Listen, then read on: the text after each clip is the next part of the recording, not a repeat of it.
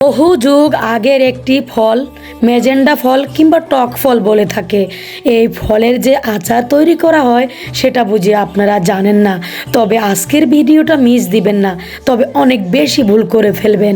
আজকের ভিডিওতে এর উপকারিতার কথা আমি আপনাদের মাঝে শেয়ার করব। আশা করছি আজকের রেসিপি আপনাদের অনেক বেশি কাজে দেবে। এটা যেমনি উপকারী একটি ফল, তেমনি এর বাহারি রঙের কালার, এর অথেন্টিক কালার দেখে আপনি প্রেমে পড়ে যাবেন। আমি কথা দিয়ে গেলাম, আপনারা ভিডিওটা ফুল দেখেন, আর এটা দেখার পরে আফসোসে ভাববেন এই ফল গাছের সাথে শুকিয়ে যায়, তবে এই ফলটি আমরা কখনোই ব্যবহার করি না। এটা দিয়ে যে এমন লোভনীয় আচার তৈরি করা যায় সেটা কল্পনারই বাহিরে। আজকের ফলগুলো গাছ থেকে পেড়ে নিয়ে এসে আপনাদেরকে সে হাজারো বছর আগের রেসিপি আমি শেয়ার করতে যাচ্ছি, কারণ এই ফল আমার বাসার পাশে হয়। প্রায় সময় দেখি ফলগুলো গাছে শুকিয়ে যায়, তাই তো আজকে একেবারে ঘরোয়া মশলা দিয়ে সেই আচারের স্বাদ আপনাদের মাঝে শেয়ার করতে যাচ্ছি। আমি চট্টগ্রাম থেকে, আপনারা কোন জেলা থেকে কমেন্ট করতে ভুলবেন না। এই পাঁচফোড়ন বাজার থেকে কিনে নিয়ে আসবেন, আর শুকনো লাল মরিচটা একটু ভেজে নেবেন, তারপরে পাটাতে হোক আর ব্লেন্ডারে জারে হোক গুঁড়ি করে নেবেন। এটা আমি পরে দেখাচ্ছি। বন্ধুরা, এরকম সব লোভনীয় রেসিপিগুলো পেতে অবশ্যই আমার পেজটি ফলো করে দিবেন। ইউটিউব থেকে দেখলে অবশ্যই চ্যানেলটিকে সাবস্ক্রাইব করে চ্যানেলটির পাশে থাকবেন।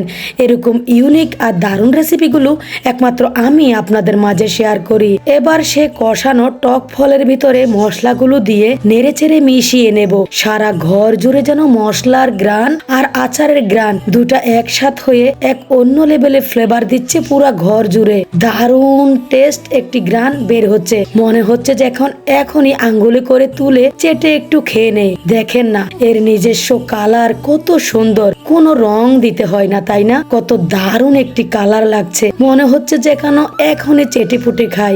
মনে আছে স্কুলের বারান্দাতে বসে যখন এরকম আচারের স্বাদ নিতাম, আর যখন শুনতাম কেউ আচার বিক্রি করছে তখন শুনে মনটা যেন হু হু করে উঠতো, খেতে মন চাইতো সে আচার। তারপরও স্কুল ফাঁকি দিয়ে খাওয়ার সুযোগ হতো না।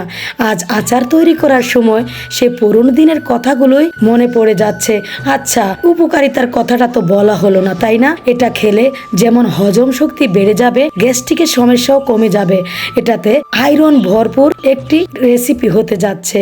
এটা একেবারে দারুণ একটি রেসিপি, অবশ্যই আপনারা তৈরি করবেন। যাদের হজম শক্তি হয় না তাদের জন্য তো এই রেসিপিটি একেবারে পারফেক্ট। দেখেন এটা কত দারুণ না? গোল আকারের সে বর্ণ বলগুলো দেখতে যেমন লোভনীয় লাগছে, তেমন গালে দিতেই যেন একেবারে জিভে জল টই টুম্বর হয়ে যাচ্ছে। অবশ্যই আপনারা এর টেস্ট একবার চেখে দেখবেন, এর ফ্যান হয়ে যাবেন। আমি কথা দিয়ে গেলাম। এতক্ষণ আন্তরিকভাবে আর মনোযোগ সহকারে ভিডিওটা দেখার জন্য অসংখ্য অসংখ্য ধন্যবাদ। আজকের মতো বিদায় নিচ্ছি। আল্লাহ হাফেজ।